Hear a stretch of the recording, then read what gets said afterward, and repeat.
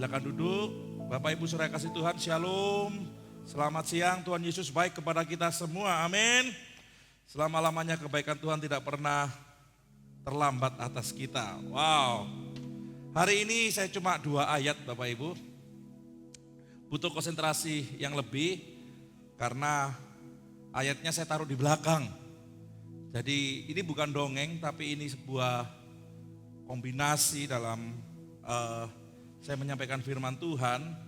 Ada beberapa cara memang menyampaikan firman Tuhan, tapi memang saya beberapa waktu ini mencoba untuk mengcombine.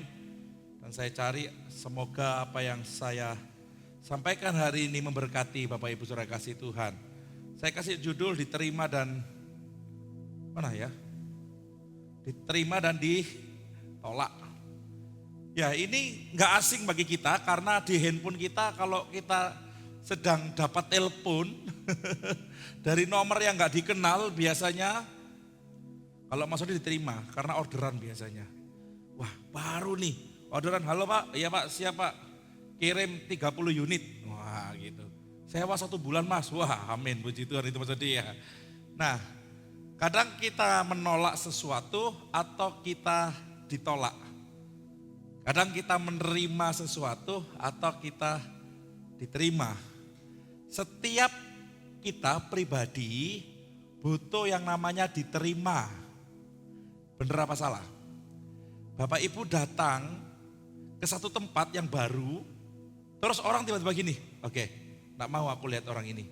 Suka gak Bapak Ibu? Gak suka pasti. Kalau Bapak Ibu datang ke satu tempat, terus orang-orang di tempat itu bilang, wah, boleh tahu siapa namanya? Dari mana? Wah, senang gak kira-kira Bapak Ibu? Setiap kita mau gak mau itu butuh yang namanya diterima. Betul? Bapak Ibu yang datang hari ini pun butuh yang namanya diterima. Jika saya di depan tadi jadi asyar, gak usah masuk. Gak usah masuk ke sini. Anda gak diterima. Senang gak kira-kira Bapak Ibu? Gak suka. Dasarnya manusia itu memang begitu ya. Kalau tidak ada penerimaan, maka sama dengan tidak ada penghargaan dalam dirinya. Sejak jatuh dalam dosa, penerimaan dan penghargaan ini menjadi sangat penting. Itulah mengapa akhirnya muncul peristiwa Menara Babel. Mereka mencari muka atau mereka mencari nama. Dan kalau Bapak Ibu melihat tokoh-tokoh yang ada di dalam dunia ini, teologi ataupun ilmu pengetahuan, apapun itu, bahkan raja-raja yang ada di Indonesia pun, bahkan bisa dibilang presiden dan yang lain, itu mereka butuh yang namanya aktualisasi diri. Karena penolakan adalah hal yang sangat tidak enak saat kita terima, betul?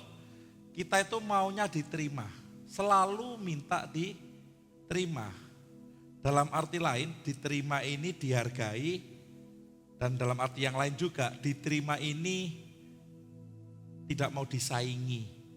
Sama-sama katakan tidak mau disaingi. Penyakit tidak mau disaingi ini menjangkit juga orang Kristen. Walau sudah tahu firman. Tadi pagi saya katakan, tahu, mengerti, dan berhikmat di situ. Orang yang tahu firman, kadang dia kepingin juga diterima. Contoh, misalnya saya khotbah di satu tempat. Setelah selesai khotbah, ada jemaat yang bilang, Pak, khotbahmu enggak enak. Khotbahmu menyakiti hatiku. Menurut Bapak Ibu, saya merasa bagaimana? Baik-baik saja atau merasa tidak baik-baik saja? Tidak baik-baik saja walau kelihatannya baik saja. Atau karena merasa tertolak, orang itu merasa disaingi, maka dia berusaha keras supaya hidupnya lebih baik, lebih tinggi levelnya daripada orang lain. Contoh, kenapa kamu beli motor? Misalnya ya, Ninja. Sekarang gak seberapa booming ya Ninja ya. Kenapa kamu beli motor Ninja? Ya dong, tetangga saya Mega Pro. Masa saya gak punya Ninja. Yang sebelah kanan tetangganya punya KLX. KLX lebih murah ya daripada Ninja ya. Maksud saya enggak punya Ninja. Orang butuh dihargai, butuh diterima. Ini terjadi juga di dalam Alkitab. Makanya kata insecure, ini kan muncul di kalangan anak-anak zaman now. Padahal insecure ini sudah ada sejak lama. Di Alkitab itu ada. Orang-orang yang insecure itu ada. Cuman istilah insecure ini baru muncul di belakangan ini. Insecure itu takut dihukum. Takut gagal. Contohnya gini, waduh, teman-teman sebayaku sudah sukses. Lihat di Instagram mereka sudah keluar negeri, aku keluar rumah doang. Waduh, teman-teman sebayaku sudah lulus kuliah, aku belum lulus. Naik ke lantai 17, terjun dari situ, mati. Beberapa waktu yang lalu, betul ya? Insecure ini sudah ada dari dulu. Makanya firman Tuhan ini relevan. Dari zaman dulu sampai sekarang, sampai selamanya. Tidak berubah. Amin. Ada penyingkapan-penyingkapan baru. Insecure ini sudah dialami yang pertama oleh Adam dan Hawa, anaknya ya. Yang bernama tadi, Kain. Kenapa Kain itu insecure? Kenapa? Karena dia merasa persembahannya ditolak sama Tuhan.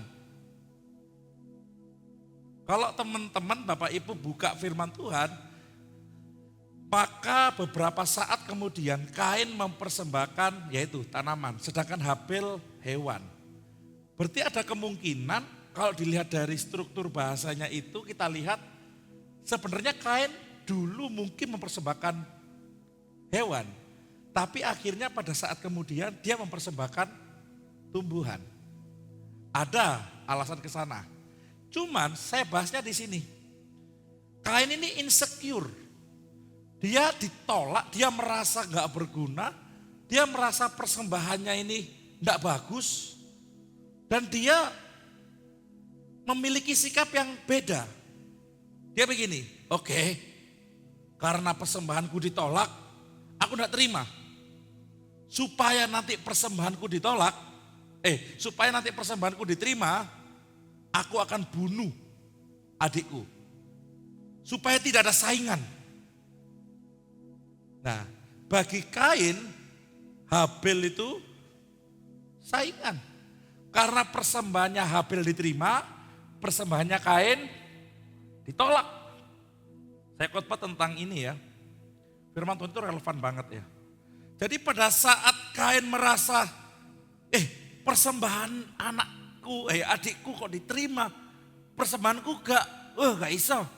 Singkirkan Habel, aku tempatin posisinya, supaya nanti saat aku persembahan, setidaknya persembahanku diterima. Tapi konsep Kain salah. Lihat apa yang Tuhan katakan. Pada saat Kain mempersembahkan dan ditolak, mukanya Kain itu murung. Tuhan cuma ngomong, Kain, kenapa mukamu murung? Dan sebagainya. Kan gak terima. Dia merasa dipermalukan. Ya, kalau orang yang takut disalahkan, sejak kecil dia disalahkan, dia dihukum, maka lambat laun, lambat dewasa, dia akan membutuhkan kuasa yang besar. Coba lihat teman-teman kita, atau diri kita. Sejak kecil disalahkan, kamu bodoh, kamu salah, kamu gak benar, kamu gak berguna. Dia memiliki suatu motivasi, aku harus hebat, aku harus berkuasa, aku harus punya power, supaya setidaknya aku tidak dihukum lagi, bahkan aku bisa menghukum. Kalau insecure yang takut gagal, orang yang takut gagal, dikit-dikit disalahkan gini, tuh kan, kamu mesti gak bisa, mesti kamu bikin, mesti berantakan. Memang sejak dari dulu kamu ini anak yang gagal produk. Lambat laun dia dewasa, dia butuh yang namanya prestasi supaya dia diakui. Ada banyak orang kepingin terus menambah jenjang karirnya, menambah nama di belakangnya, ada di sini. Dia ingin diterima. Ada orang seperti itu. Saya pernah lihat orang dengan gelar 12. Orang lain lihatnya, wih sangar ya. Namanya siapa, terus gelarnya di belakang 12. Ada kemungkinan dia butuh prestasi supaya dia diakui. Takut ditolak. Dia butuh yang namanya penerimaan. Sama dengan Kain. Setelah Kain membunuh Habel, dia merasa insecure tadi. Tuhan izinkan dia hidup, dia punya anak yang namanya Henok. Dan saat dia bangun kota, kota itu dinamai kota Henok. Kenapa? Karena Kain sedang membangun benteng. Orang yang insecure, dia merasa nggak diterima, dia merasa ditolak, dia akan bangun benteng. Kalau dia butuh kuasa, dia akan ambil power. Dia akan mencoba menjadi pemimpin. Dia akan berusaha untuk kontrol. Itu yang terjadi. Kenapa orang insecure? Karena orang itu nggak tahu nilai dalam hidupnya. Anak-anak zaman sekarang itu gampang insecure. Kenapa? Karena identitas anak-anak ini sudah rusak. Dengan scroll media sosial, handphone, itu melompat secara cepat pikiran mereka. Misalnya lihat TikTok, scroll gitu kan ya. Habis TikTok ini yang dilihat misalnya game, scroll lagi tentang apa, dia lompat-lompat pikirannya. Dalam 1 menit dia bisa lompat 30 sampai 40 video, short video. Dan itu merusak jati diri perkembangan anak zaman sekarang. Makanya Bapak Ibu kalau punya anak ditaruh handphone short video, dia terus scroll, satu kali nanti dia akan gampang insecure. Kenapa? Karena dia tidak tahu siapa dirinya sebenarnya. Karena dia ada dalam dunia angan-angan di situ. Dia mudah marah, dia mudah menyerah. Dia kayak disentak sedikit, gitu. Kayak PTKT loh Bapak Ibu. Karena dia nggak tahu nilai dirinya seperti apa. Padahal nilai diri kita itu sangat mahal. Loh kok bisa sangat mahal? Tuhan turun menebus kita karena harga kita itu mahal banget. Makanya dia sendiri yang turun. Pakaian kita, aksesoris kita tidak pernah menambah nilai diri kita. Apa yang engkau pakai, apa yang kau miliki tidak pernah menambah nilai diri kita. Karena nilai diri kita sudah jelas berharga di mata Tuhan. Bukan gelar kita yang menambah nilai diri kita, namun pengorbanan Tuhanlah yang membuktikan bahwa nilai diri kita itu berharga di mata Tuhan. Amin. Jadi banyak orang insecure, dia mencoba segala hal, dia raih segala hal termasuk di gereja, dengan pelayanan, dengan semuanya. Sebenarnya ini dia itu insecure dari kecil. Ada yang seperti itu. Karena dari kecil dia nggak dipuji oleh orang tuanya, nggak terbiasa dipuji. Saat di gereja dia lakukan semua, ditutupi katanya pelayanan. Padahal dia butuh pujian. Terjadi juga di Sakeus. Minggu lalu saya tentang Sakeus. Sakeus itu insecure. Sampai dia harus kelihatan Yesus dan dia harus memperlihatkan dirinya kepada Yesus. Dia naik pohon. Sakeus gak tahu nilai dirinya. Makanya dia naik pohon. Orang berusaha naik level, terus naik. Sebenarnya dia sedang insecure dengan seseorang atau dengan keadaan di sekitarnya. Kita nggak perlu seperti itu. Karena kita berharga di mata Tuhan. Amin. Salah satu yang ditulis di Lukas 2 ayat yang ke-7. Lukas 12, sorry. Lukas 12 ayat ke-7, kita baca sama-sama. 2, 3.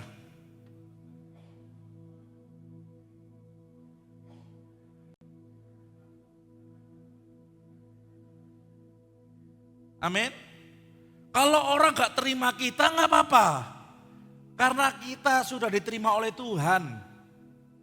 Katakan kanan sama kiri, kamu sangat berharga. Jangan merasa insecure, jangan merasa ditolak. Amin. Jangan, Om, saya kan dari keluarga yang miskin. Oh bukan, keadaan keluargamu, kamu dilahirkan di mana kamu dilahirkan, seperti apa keluargamu, tidak pernah mempengaruhi nilai dalam hidupmu. Sebab Tuhan sudah meletakkan nilai yang terbaik. Makanya dia tebus kita. Banyak orang ingin diterima, ingin dipuji, dan dia banyak melakukan hal-hal yang sebenarnya dia nggak sadar kalau dia insecure. Dia merasa tertolak. Dari hati kecilnya itu dia tertolak sebenarnya. Akhirnya dia ingin membuktikan sesuatu. Di Lukas 12 ayat ke-7 dia berkata, bahkan satu helai rambutmu pun sebenarnya, satu helai rambut kita itu berharga loh di mata Tuhan. Kenapa? Karena dia awasi. Yang gak terhitung pun saat rambut kita itu lepas, satu saja. Itu Tuhan harus tahu dan dia tahu. Saking berharganya kita, rambut di salon gak berharga Bapak Ibu. Potong rambut di salon yang bayar, yang harga. Tapi rambut di salon ya akhir-akhir ini dijual sih, kiloan. Tapi 1 kilo. Kalau firman Tuhan enggak, satu rambutmu enggak mungkin jatuh. Kalau Tuhan yang enggak izinkan. Artinya apa? Begitu berharganya kita sampai hal yang kita lihat tidak berharga. Kayak uan gitu ya, yang sudah tua ya. Pote pisan. Anda nyabut ini, itu berharga loh. Kenapa? Karena Tuhan sudah meletakkan nilai yang terbaik dalam diri kita. Kenapa kita butuh pengakuan? Kenapa kita cari-cari pengakuan? Atau bahkan kenapa kita merasa kita enggak diterima? Anda dan saya diterima oleh Tuhan. Sejahatnya kita. Serusak-rusaknya kita, sehancur-hancurnya kita. Dia terima kita apa adanya. Makanya Frankie Sihombing. Frankie Sihombing menulis lagunya. Belum pernah ada kasih di dunia. Terus sanggup apa? Menerima diriku apa adanya, terus selain kasih-Mu Yesus. Kalimat selanjutnya, takkan ada lagi kasih seperti. Nah, ini penghiburan bagi para cowok-cowok yang jomblo yang pengen nembak seseorang. Kalau engkau gak diterima gak apa-apa, Tuhan terima engkau kok. Kamu gak terima aku ya? Iya, kita temenan aja ya. Gak apa-apa, Tuhan Yesus terima aku kok. Penghiburan ya. Ingat bahwa semua yang terjadi pada kita kehendak Tuhan. Mas Rizky ditempatkan di Trawas pun kehendak Tuhan. Ya Mas Rizky ya, perjuangannya berat Bapak Ibu, beberapa kali harus mogok ya. Motornya kadang ke sini. Karena dia tahu dia berharga di mata Tuhan, dia datang ke gereja untuk memuliakan nama Tuhan. Sama yang dari Bangil juga, semua kita juga sama. Kita berharga sekali di mata Tuhan. Wow. Tapi kadang orang lain memang gak nerima kita, lah itulah manusia ya. Itu juga terjadi di firman Tuhan. Kita lihat ya firman Tuhan. Di Filemon 1 ayat 11, kita baca 2, 3. Setiap orang, dahulu memang dia tidak berguna bagimu, tetapi sekarang sangat berguna baik bagimu maupun ini Filemon. Dia merasa gak diterima, ya memang dia melakukan kesalahan. Dia melakukan kesalahan, dia lari, dia ketemu Paulus. Paulus tahu Filemon salah, Filemon berbuat hal yang tidak benar, Filemon tidak memuliakan nama Tuhan, menyakiti hati teman-teman sepelayanannya. Paulus tahu, Paulus ambil dia, terima dia, bimbing dia, akhirnya Paulus kembalikan lagi. Memang Filemon itu dulu gak berguna bagimu, dulu kamu nolak dia, sekarang kata-katanya Paulus itu bagus banget ya. Dia itu berguna bagimu maupun bagiku. Dengan kata lain Paulus ngomong terimaan Filemon ini. Bapak Ibu Saudara kasih Tuhan, saya dan Bapak Ibu Saudara ini pernah mengalami penolakan, betul? Gak diajak pelayanan, gak dikasih kesempatan pelayanan, seakan-akan ditolak. Karena pernah melakukan kesalahan, ditolak. Tapi lihat perjalanan hidup Filemon. Saat dia mengerti kehidupannya berharga, dia tahu kesalahannya, dia dipulihkan, dia dikembalikan lagi ke tempat asalnya. Memang ceritanya berhenti di situ. Tapi saya yakin Filemon berguna untuk pelayanan di kemudian hari. Sama dengan kita, Bapak Ibu Saudara kasih Tuhan. Jangan pernah kita merasa, aku ini kayaknya gak layak di hadapan Tuhan. Pernah ada gitu? Pak, masih layakkah saya Pak? Saya ini berdosa banget Pak. Saya ini banyak melakukan kesalahan Pak, yang orang lain gak tahu. Ya terus dia ngomong kayaknya saya gak mau pelayanan lagi Pak. Saya ini banyak berbuat dosa. Iblis paling suka itu. Kenapa? Karena pekerjaan iblis itu selalu mendakwa kita. Iblis itu paling suka kalau identitas kita itu rusak.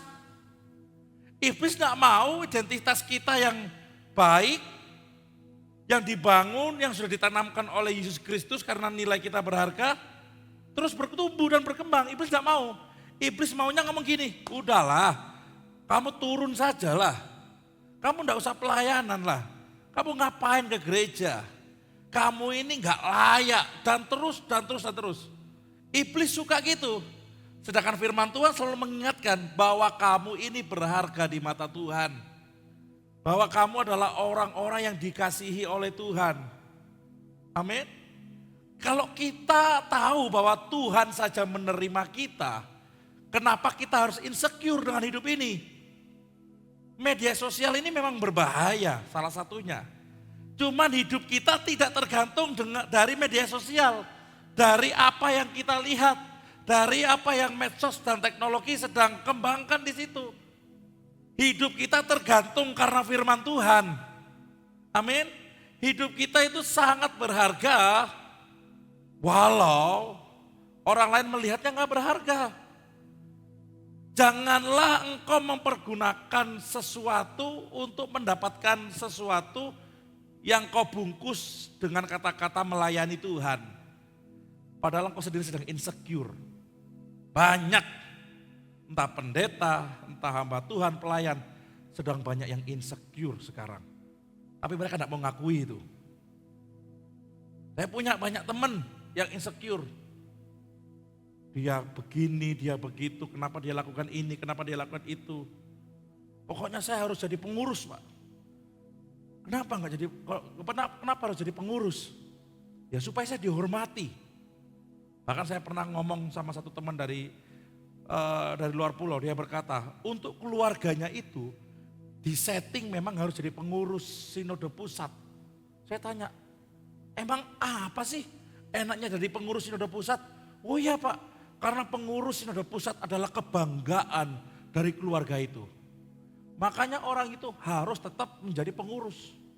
Sama kan dengan dewan kita yang terhormat. Mau enggak mau mereka harus tetap nangkring di DPR maupun MPR. Karena itu sebagai sebuah penghargaan, penghormatan. Insecure ini masuk loh ke gereja. Tapi kadang para orang gereja dan pelayan gak sadar. Dia sedang butuh pengakuan, dia sedang butuh penerimaan. Dan dia gak mau ditolak. Kalau ditolak, aku gak ke gereja sini. Wow, banyak sekali. Kalau ideku gak pernah diakomodir. Kalau omonganku gak pernah digugu, aku gak mau ke gereja sini. Insecure itu. Kenapa? Dulu sejak kecil dia digitukan memang. Sekarang dia butuh pengakuan. Dikatakan Yesus, dia turun, dia mengosongkan dirinya. Yesus ditolak banyak orang. Betul enggak Bapak Ibu? Tapi Yesus gak, Bapak, aku balik wae yo. Yesus gak gitu. Yesus tahu apa yang dia kerjakan. Dia tahu akan ada orang menolak dan akan ada orang yang menerima. Tapi dikatakan, berbahagialah engkau yang percaya kepadaku. Dikatakan lagi, berbahagialah engkau walau tidak melihat. Percaya namun tidak, walau tidak melihat. Yesus ditolak. Anak kayu, anak tukang kayu. Wah itu ejekan Bapak Ibu. Ejekan, anak tukang kayu. Oh siapa kamu bisa berkhotbah? Anak tukang kayu kok ngotbahin kita, anak tukang kayu kok memimpin kita. Siapa kamu? Orang yang tahu keluarga kita, orang tua kita, biasanya tidak pernah menghargai kita. Betul gak kira-kira? Betul, kemarin mumpung gak ada orangnya, Mak Seni itu marahin tukang las. Tukang las itu tetangga saya dari kecil. Namanya Widoyo, bukan Wardoyo. Kalau Wardoyo itu bapaknya Keke, mertuanya Mas Agung. Widoyo itu panggil aku kako, tekas. Panggilan kecil saya beberapa orang itu panggil saya tikus Bapak Ibu. Karena Riko S, saya selalu gabung Rikos. Dipanggilnya tikus. Tikus gitu. Saya udah biasa dipanggil tikus. Widoyo panggil saya tikus. Mak Seni marah. Waktu saya tutup pintunya, kon ngerti enggak? Iku Pak Pendetoku. Ya Bapak, koncoku mulai cilik. Ya aja ngono tukaran dewe Bapak Ibu. Pawes saya bilang gitu. Orang yang tahu kita dari kecil, yang tahu orang tua kita biasanya gak menghargai kita. Kadang itu jadi masalah bagi kita. Gak tahu jabatanku apa sekarang. Hah? Bener gak kira-kira? Oh aku sekarang kaya, dulu aku kiri. Kamu boleh ngomong kayak gitu. Sekarang aku kaya, gak boleh dong kamu ngomong kayak gitu. Itu insecure loh. Kembali, lihat. Nilai kita bukan berdasarkan apa yang orang sematkan atas diri kita. Nilai kita sudah dari awal bahwa Yesus tahu kita sangat berharga di matanya. Karena sangat berharga, dia sendiri yang harus turun. Saking berharganya kita, dia sendiri yang harus turun ke dunia untuk menyelamatkan kita. Amin. Contoh, kalau Bapak Ibu dapat berlian dan orang itu ngomong, Pak, saya kasih Bapak berlian. Bapak sendiri yang harus ambil. Kalau berlian itu kita menganggapnya gak berharga, kita akan suruh orang lain. Betul kira-kira? Ngomong ke tukang becak atau tukang ojek, tolong dong ambilin berlian itu di sana. Kalau kita menganggap berlian itu gak berharga, kita suruh orang. Tapi kalau kita menganggap berlian itu berharga, oke, saya datang. Kalau bisa satu kampung saya bawa untuk menjadi pengamanan saya. Karena berliannya berharga. Kita itu berharga di mata Tuhan. Makanya dia sendiri yang turun ke dunia. Dia gak wakilkan siapapun. Kamu berharga, aku turun untuk kamu. Kenapa kita butuh pengakuan dari manusia? Kenapa? Karena iblis berhasil masuk mempengaruhi hidup kita. Supaya kita menganggapnya kita gak berharga, kita gagal, kita butuh diakui. Seperti Menara Babel, akan ciptakan yang tinggi supaya dikenal. Saya berharap firman Tuhan hari ini memberkati kita semua. Main musik bisa masuk. Bapak Ibu, coba cek dalam diri. Apakah kita masih butuh pengakuan dari manusia? Apakah kita masih butuh penerimaan dari manusia? Yesus sendiri, saya belajar banget dari Yesus Tuhan kita. Seharusnya itu dia diterima.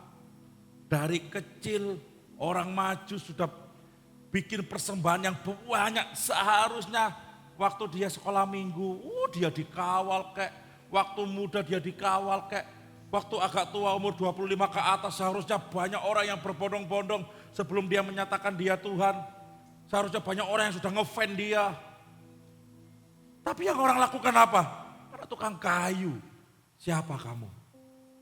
Satu. Tuhan, anak Allah. Bunuh, menghujat. Yesus itu tidak diterima. Tapi dia gak insecure. Dia gak harus membuktikan. Deng. Tuhan, kan kita selalu gitu ya. Kalau saya jadi Yesus, turun sebentar dari salib, tak kamplengi kafe, naik lagi. Artinya, saya pasti insecure. Tapi Yesus enggak. Sampai selesai. Sampai sekarang pun, banyak orang yang menolak dia. Tapi berbahagialah setiap kita yang menerima dan percaya kepada dia. Kalau orang lain butuh pengakuan, kita nggak usah lah. Karena Tuhan sudah akui kita sebagai anak-anaknya. Berharga banget loh kita. Jadi jangan, ya udah deh. Handphonemu apa? Android. Ini kita iPhone. Gak ngurus lo iPhone, iPhone. Kamu gak mau tahu. Tuhan anak. Sepatumu apa? Sepatuku Converse gitu loh ya. Converse Bapak Ibu, Converse. Kamu bata, sana. Hidup kita, nilai kita tidak tergantung dari apa yang orang lain sematkan atas kita. Hidup kita sangat berharga. Mereka nerima kita, gak nerima kita, gak ada masalah. Saya diterima Tuhan. Wow. Makanya kenapa? Ayolah. Jangan menye-menye hidup ini, jangan dikit-dikit insecure. Gila nih. Itu Kain tuh insecure tuh. Dari awal kejadian pasal 4 itu dia udah insecure itu. Dari tadi saya khotbah di kejadian pasal 4 ya, seru hari ini. Saya merasa sesuatu yang luar biasa. Saya harus sampaikan ini. Kenapa? Karena membangkitkan iman kita. Aku berharga di mata Tuhan. Mari kita bangkit berdiri, pelayan perjamuan.